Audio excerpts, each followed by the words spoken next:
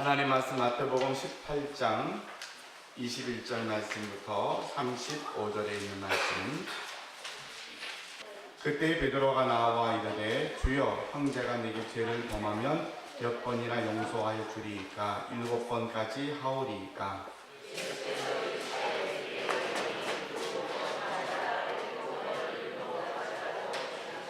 그러므로 천국은 그 종들과 결산하려 하던 어떤 임금과 같으니 갚을 것이 없는지라 주인이 명하여 그 몸과 아내와 자식들과 모든 소유를 다 팔아 갚게 하라 하니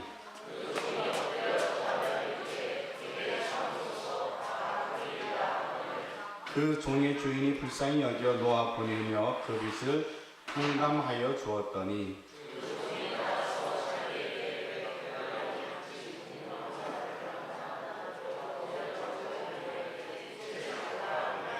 그 동료가 엎드려 간구하여 이르되 나에게 참아 주소서 갚으리이다 하되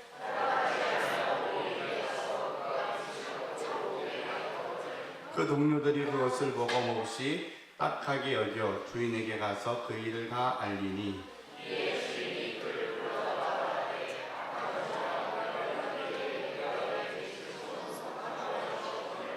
내가 너를 불쌍히 여김과 같이 너도 내 동료를 불쌍히 여김이 마땅하지 아니하냐 하고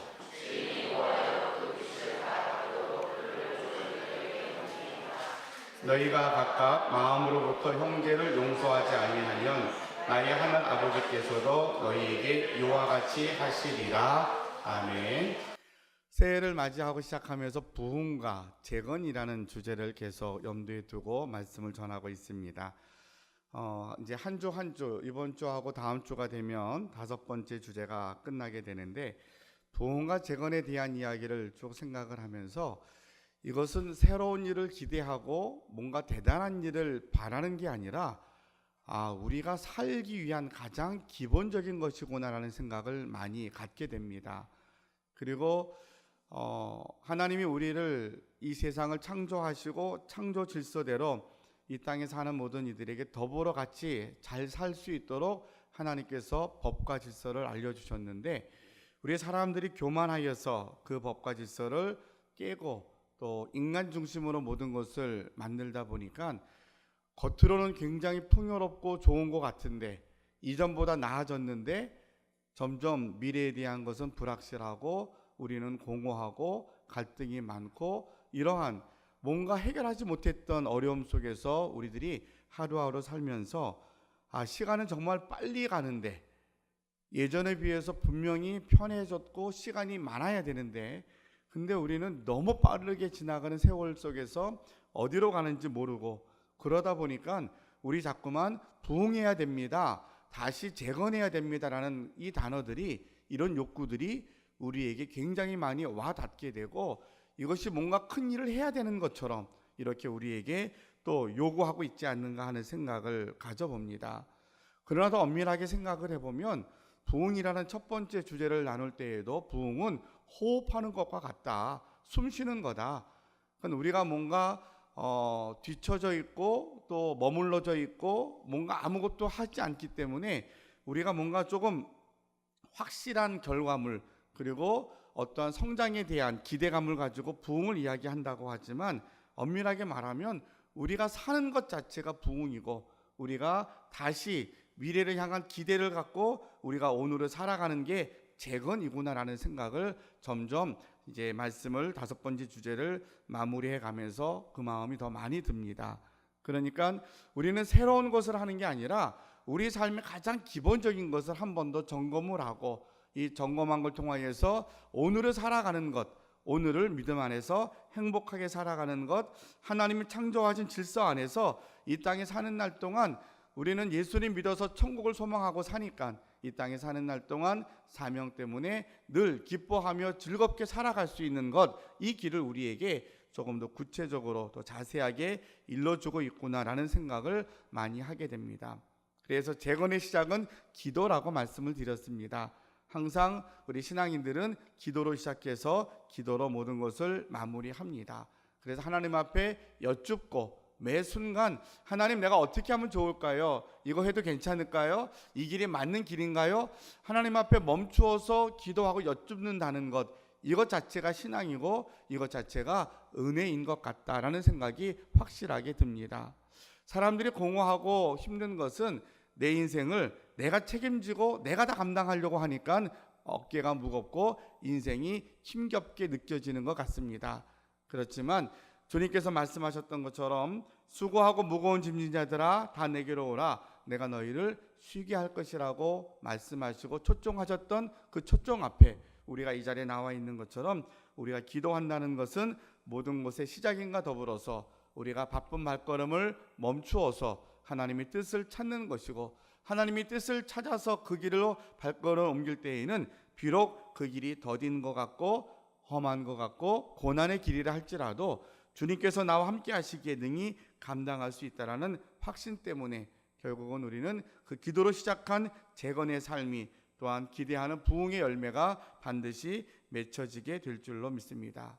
재건의 기초는 말씀이라고 그랬습니다. 근거가 있어야 되는데 하나님 말씀 66권의 말씀 이미 기록된 말씀이 인생의 수천 년의 역사 속에 모든 답이 다 이 속에 있다고 해도 그렇게 틀리지 않은 것 같습니다. 그러니까 우리가 성경을 부지런히 읽고 암송하고 묵상하고 또 내 마음에 새겨놓는 것들은 언제인가 내가 정말 갈급하고 답답하고 길이 보이지 않을 때에 하나님께 엎드리면 이 말씀이 살아서 움직이는 능력의 말씀이 되어서 우리를 깨닫게 하고 우리를 인도해주고 우리를 다시 소생케 하시는 능력으로 우리에게 다가오게 됩니다. 그래서 우리가 말씀을 부지런히 읽고 이 말씀 속에서 매 순간 우리에게 깨우쳐 주시는 하나님의 말씀 앞에 순종하고자 할 때에 우리가 쌓고자 하는 재건의 역사는 든든히 기초를 쌓아서 반드시 귀한 성과 또 귀한 결과를 얻게 될 겁니다. 세 번째로 재건의 견인은 기억이라고 그랬습니다. 그래서 견인은 살다 보면 우리가 우리 힘으로 움직일 수 없는 어려움과 또 난처한 일에 처하게 됩니다. 그럴 때 다시 우리를 움직이게 하는 게 무엇일까 했더니 그것을 기억이라고 설명을 했습니다. 우리가 예수를 처음 이제 교회 나오기 시작을 하고 예배가 뭔지도 모르고 예배드리는 분도 계시긴 하지만 또 이미 예수님을 경험하고 첫사랑이 있고 또 성령 체험한 우리들에게 항상 성령 충만함으로 그 감격 속에 살아가지는 않지만 어느덧 내가 힘들고 낙심이 되고 어려울 때에 또 내가 왜 이러지 하고 답답한 일이 있을 때 우리는 기억을 해봅니다. 내가 어떻게 예수님 믿었는지, 내가 이보다 더 어려울 때 어떻게 살아왔는지, 하나님은 성경을 통하여서 어떤 하나님으로 우리에게 말씀하시는지를 한 번 더 우리가 기억을 통하여서 그 하나님을 발견하게 될 때에 우리가 움직일 수 없었던 그 힘에 다시 에너지가 생기고 능력이 생겨서 움직이게 되는 그러한 다시 한번 견인의 힘을 얻게 되는 겁니다. 오늘은 네 번째로 재건의 씨앗은 용서입니다 라는 주제로 함께 말씀을 드리려고 합니다. 자, 뭔가 우리가 움직이고 함께 우리가 결과물을 기다린다라면 생명이 있어야 합니다. 결국 씨앗은 생명을 이야기합니다. 재건의 생명은 곧 용서에 있습니다 라고 오늘 주제를 통하여서 함께 말씀을 나누려고 합니다. 장제리 저희가 주님께서 가르쳐 주신 기도를 통하여서 이제 기도를 배웠는데 그 중에 8번째 기도가 용서에 대한 기도였습니다. 그래서 마태복음 6장 12절에 보면 우리가 우리에게 죄 지은 자를 사하여 준 것 같이 우리 죄를 사하여 주옵시고 라는 기도를 우리에게 가르쳐 주시면서 용서에 대한 말씀을 함께 배웠습니다. 그때 함께 살펴보았던 내용들을 조금 더 우리가 복습을 해보면 그때 예수님께서 무슨 뜻으로 이 말씀을 가르치셨을까라고 함께 살펴보면서 기도로 과거를 지금 지우라는 것입니다 라고 정의를 했어요. 용서는 기도로 과거를 지우는 것이다. 우리가 미래를 바라보고 사는데 과거에 묶여 삽니다. 늘 원망과 불평, 평상시는 괜찮지만 무슨 일이 생기면 다 과거를 향하여서 누군가의 화살을 다 쏘고 있고 또 책임을 전가하고 누구 때문이라고, 누구 때문에 내 인생이 이렇다라고 하는 것들을 우리가 늘 공공연하게 이야기를 합니다. 그런데 결국 그것이 우리 인생을 행복하게 풍요롭게 하지 않습니다. 이 과거가 우리를 발목을 잡고 있는 것처럼 앞으로 나아갈 인생길을 못 나가게 합니다. 자꾸 우리를 방향을 잃게 하고 또 자기 자리를 맴돌게 하고 자꾸 뒷걸음질 치게 합니다. 이런 것들을 생각하면서 예수님께서 우리에게 기도를 가르쳐 주시면서 바로 용서라는 것을 말씀하실 때에는 기도로 용서를 통하여서 과거를 지우라는 것이다 라고 설명을 했습니다. 그래서 너희가 누구의 죄든지 사하면 사하여질 것이요 누구의 죄든지 그대로 두면 그대로 있으리라고 주님이 말씀하셔서 이 말씀의 근거에서 우리는 용서할 수 있는 근거, 용서할 수 있는 힘을 얻게 됩니다. 그런데 용서는 참 어렵습니다. 왜냐하면 내가 용서하고 싶다고 해서 상대방이 또 자기의 잘못을 뉘우치거나 또 이런 관계가 다 형성되지 않거든요. 그러니까 용서가 참 필요하고 중요한 것인데 근데 용서는 참 어렵다라는 것을 우리가 전제하면서 그래서 이렇게 외웠습니다. 용서는 기도로 하는 겁니다. 용서는 기도로 먼저 하는 겁니다. 그러니까 대상이 있어야 용서를 하는 건데 누군가가 잘못을 뉘우치면 우리가 그 대상을 찾아가서 이제 용서한다 그러고 관계가 회복이 되는 것인데 이것이 참 어렵다는 거죠. 이렇게 어려운 관계를 우리가 삶 속에서 적용해가는 가장 중요한 방법은 그래서 용서 기도를 하라고 예수님께서 가르쳐 주십니다. 먼저 용서함으로 기도하고 하나님께서 용서의 일을 우리에게 이루어 달라고 도움을 청하는 것, 이것이 바로 용서할 수 있는 가장 중요한 방법이다라고 이야기를 합니다. 그러면서 용서에 대해서 이렇게 또 하나 정리를 했습니다. 용서하면 추억으로 남고 용서하지 않으면 상처가 남는다. 맞는 것 같죠? 예, 용서하면 그냥 지나간 추억이지만 용서하지 않으면 상처로 계속 남아 있어서 우리를 힘들게 한다는 거예요. 결국 하나님께서 여러분 우리 모두에게 한 사람 한 사람을 향한 하나님의 계획은 하나님을 믿는 하나님의 자녀들, 예수님 믿어서 구원받은 영생 천국을 얻은 모든 하나님의 백성들에게 천국에서만 하나님과 더불어 기쁨과 즐거움으로 살아갈 영원한 세계뿐만 아니라 이 땅에서도 하나님 나라를 맛보고 살기를 원하시는 것이 하나님의 뜻인데 그 하나님의 뜻 안에서 우리를 향한 하나님의 계획이 너희가 정말로 이 땅에서 행복해지기를 원하고 하나님 나라를 누리고 살려면 너희 과거로부터 진정한 자유함이 과거에 묶여있지 않고 상처가 되지 않고 추억이 되어서 이제 오늘을 살아가며 내일을 기대하라고 이렇게 우리에게 말씀하시는 것을 우리가 듣게 됩니다. 그래서 우리가 작년에 주기도문 가운데 용서에 대한 것을 함께 살펴보았고요. 자, 오늘 본문의 말씀으로 돌아오게 되면 베드로가 예수님께 이렇게 묻습니다. 그때에 베드로가 나와 이르되 주여 형제가 내게 죄를 범하면 몇 번이나 용서하여 주리이까 7번까지 하오리이까 라고 이렇게 예수님께 묻습니다. 왜 그랬을까? 왜 베드로가 7번이라고 이야기했을까? 라고 해서 살펴보았더니 그 당시에 랍비들 유대인들에게 용서에 대한 기준은 몇 번이었냐면 2번까지 용서하는 것이 보통 이제 그래 내가 너 용서할게 그래도 말을 안 들어요. 그래 한 번 더 내가 2번까지 용서하면 이건 자기 의무를 다하는 거예요. 용서에 대한 책임을 다하는 거예요. 근데 아주 본인이 좀 성숙하고 많은 사람들에게 배려한다고 하는 사람은 한 번 더 해서 3번까지 용서하는 것이 아주 높은 수준의 용서라고 생각을 했다 그래요. 그러니까 유대인들은 누구를 용서한다 그러면 3번까지가 최상인 거죠. 3번까지 이렇게 용서에 대한 기준을 갖고 있었는데 여기다가 베드로는 더 많이 숫자를 더 얹혀서 그것뿐만 아니라 3번의 용서를 2번 하고 거기다가 한 번 더 해서 7번 하면 괜찮겠습니까? 라고 예수님께 물어본 거죠.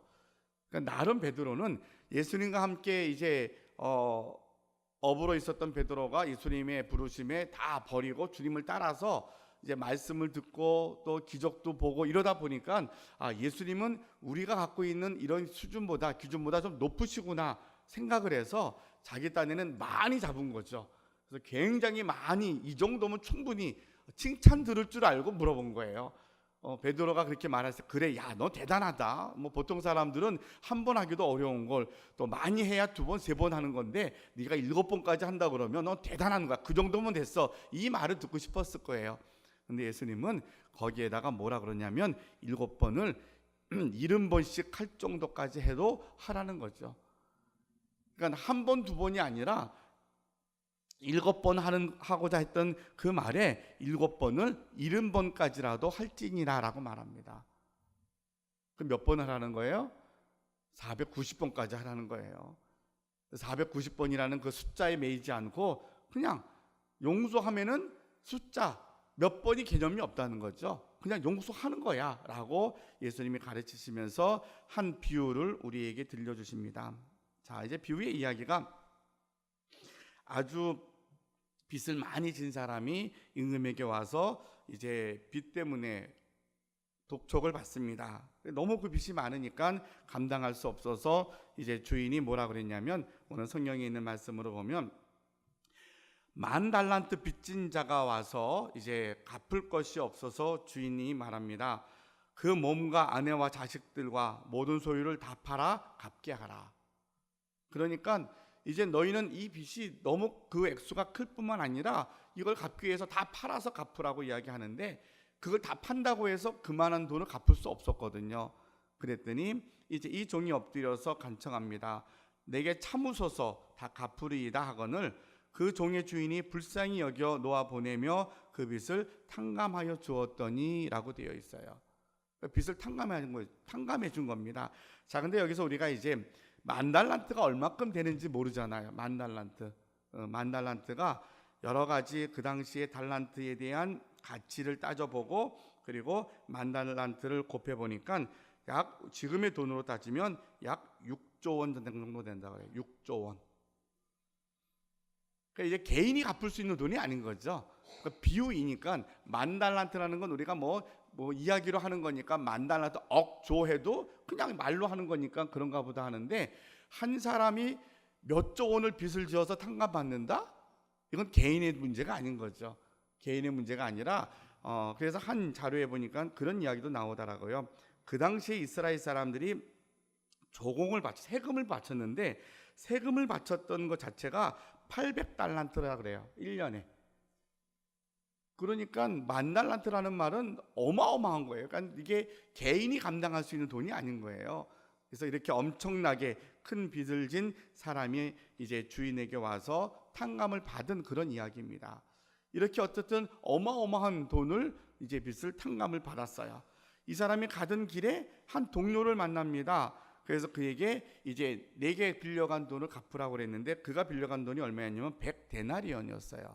우리 돈으로 하면 약 1,000만 원 정도 됩니다. 6조 원하고 1,000만 원 비교가 됩니까? 비교가 되는 돈이 아닌 거죠.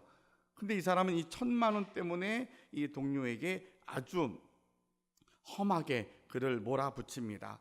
이런 광경을 보고 이제 그 큰 빚을 탕감받은 그 사람의 일을 알았던 사람이 주인에게 가서 이 이야기를 다 고하게 되는 거죠. 그랬더니 주인이 가서 이렇게 이야기를 합니다. 내가 너를 불쌍히 여김과 같이 너도 내 동료를 불쌍히 여김이 마땅하지 않냐. 근데 너는 도리어 내 형제를 그렇게 안 했다라고 책망하시는 장면이 이제 오늘 본문의 마지막 부분에 나옵니다. 그러면서 결론적으로 주님이 하시는 말씀이, 너희가 각각 마음으로부터 형제를 용서하지 아니하면 나의 하늘 아버지께서도 너희에게 이와 같이 하리라 라고 말씀을 하십니다. 그러니까 이 비유에 통하여서 하나님께서 우리에게 주시는 용서에 대한 의미가 어떤 것일까 라는 것을 함께 생각하면서 우리가 함께 은혜를 나누려고 합니다.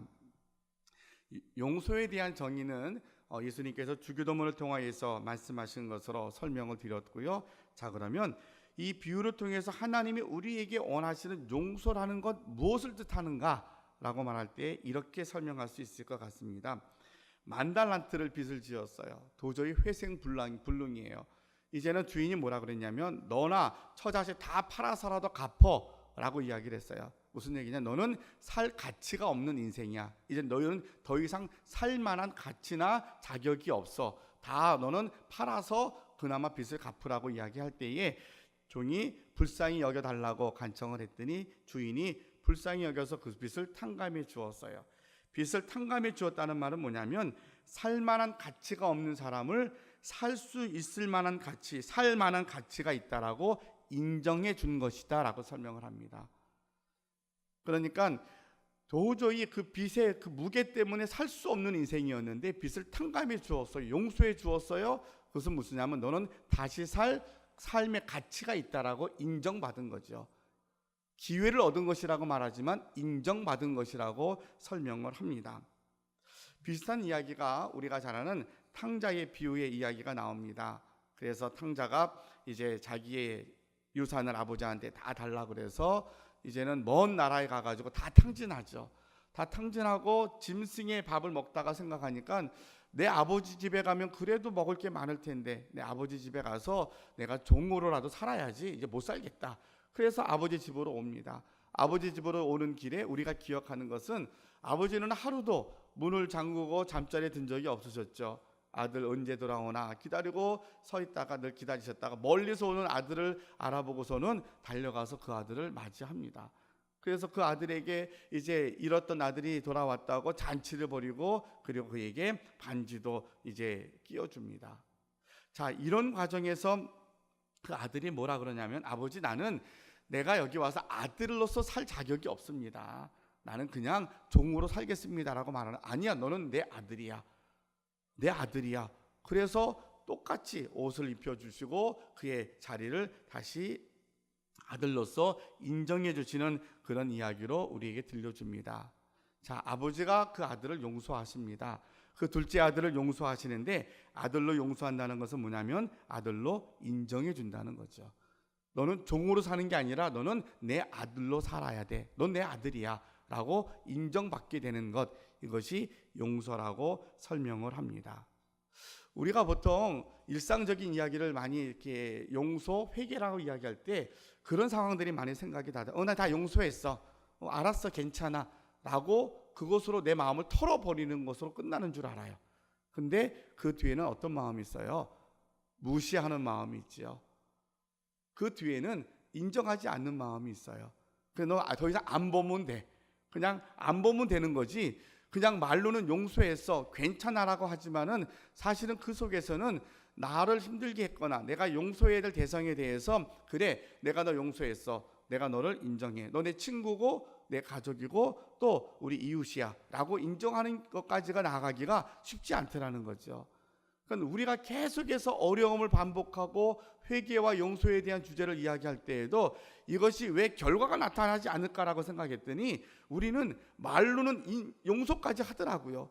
기도하여서 하나님의 도우심을 받아서 거기까지 갔는데 이제는 기도가 우리에게 주시는 또 하나의 열매는 뭐냐면 내가 용서할 수 있게 해주세요 해서 용서의 현장이 나타났어요. 용서가 선포되어졌어요. 그러면 그 사람을 인정하는 것까지 가야 돼요. 인정하는 게 용서라는 거예요. 가족들에게 받은 상처가 참 힘든 것 같아요. 그래서 본의 아니게 부모가 자식에게 상처를 주거나 하면 이게 용서가 되거나 아니면 이것이 회복되기가 참 어렵더라고요. 그래서 저도 아픈 기억이 있는 게 저희 부모님이, 저희 아버님이 예수 믿기 전에는 그렇게 건실하게 사시지 않았던 것 같아요. 그래서 세상적으로 뭐 장사도 하고 또 물질이 있으니까 그렇게 사시다가 결국은 어려움을 겪고 예수님 믿고 이제 변화된 모습으로 남은 생애를 사셨지만 그 과정에서 있었던 상처나 아픔 때문에 가족들이 굉장히 많은 어려운 시간을 겪었죠. 많이 어려움을 겪고 또 그것이 저한테는 늘 전달되어서 이야기되어지는 게 아버지의 상이 참 부정적이었어요.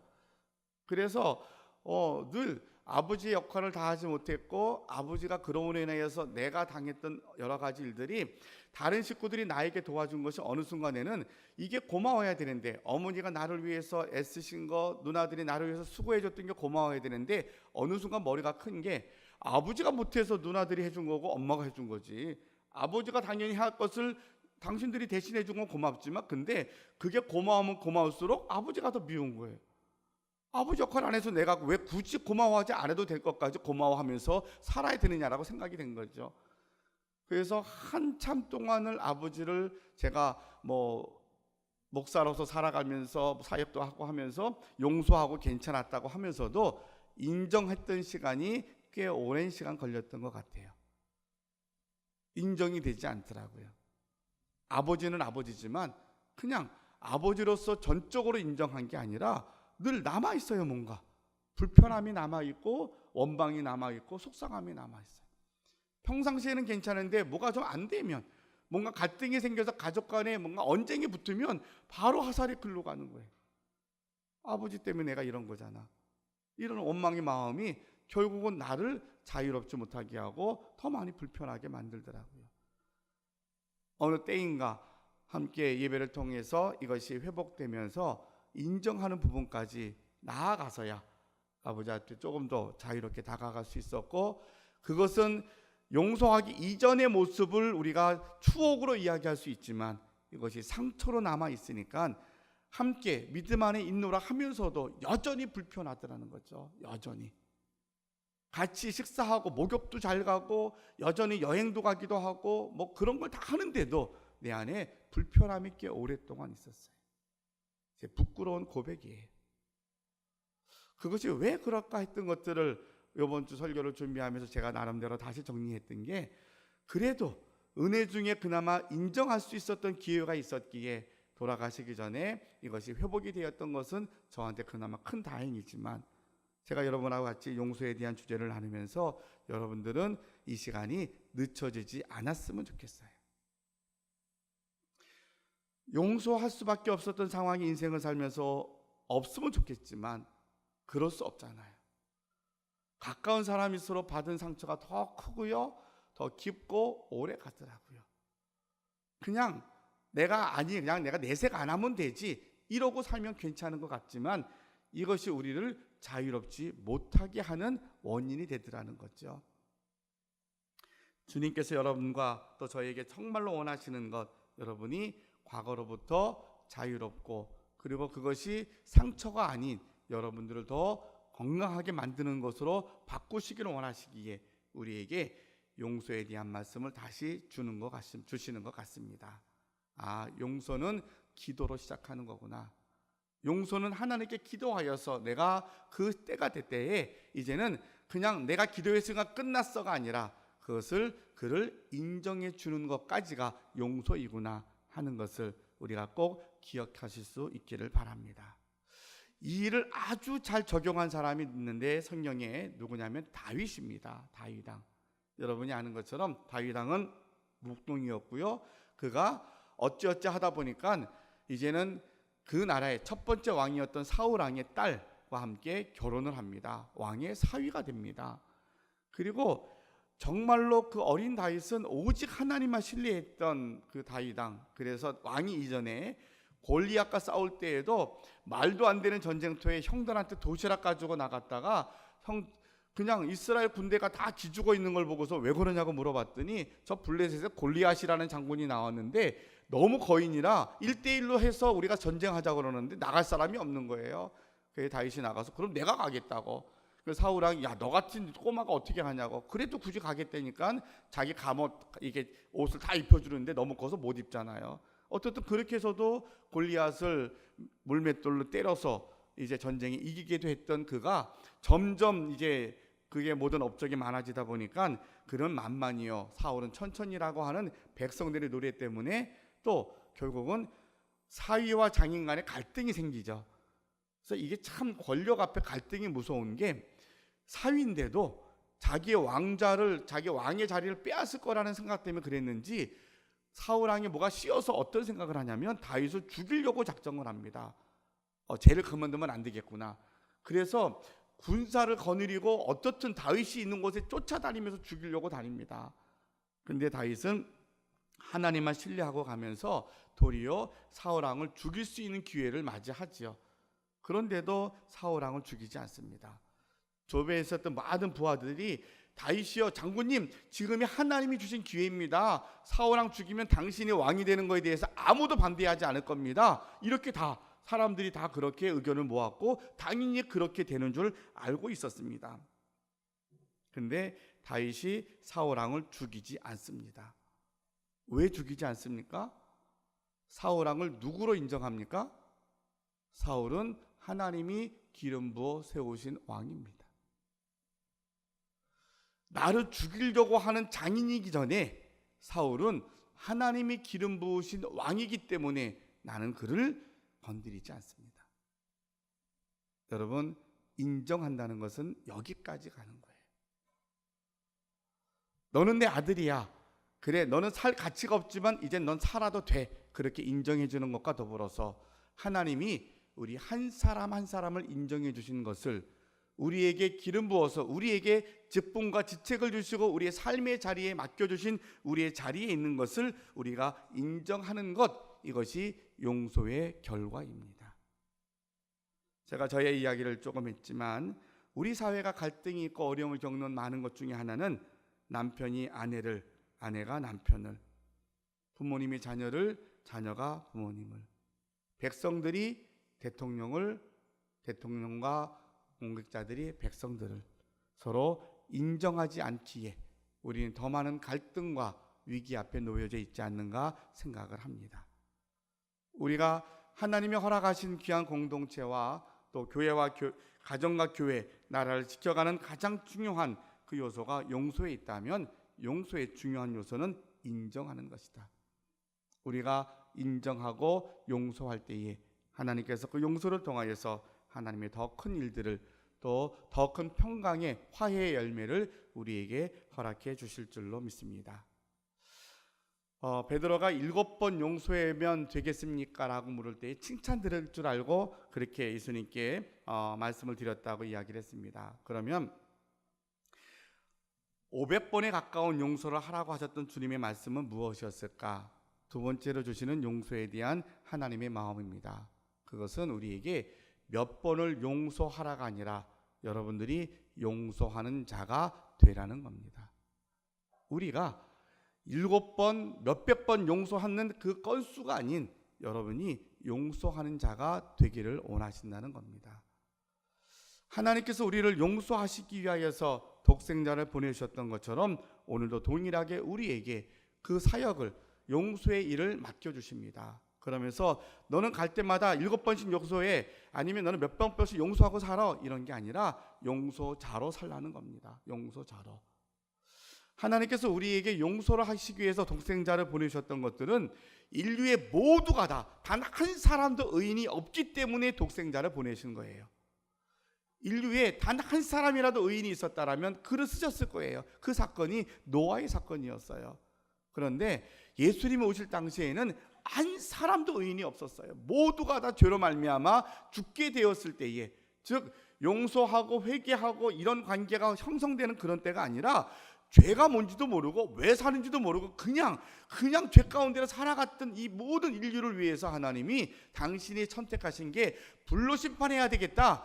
노아 이후에 내가 물로 심판하지 않기로 했으니까 불로 심판해야 되겠다, 이렇게 작정한 게 아니라 심판하는 게 해결이 아니구나. 하나님이 선택하신 것이 용서의 선택.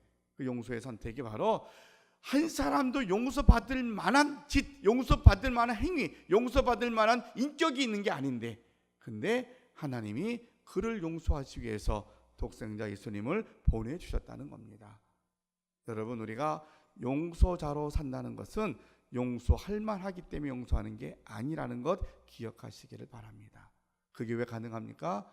우리는 1,000만 원 빌린 자와 6조 원 빌린 자의 차이를 아셔야 돼요.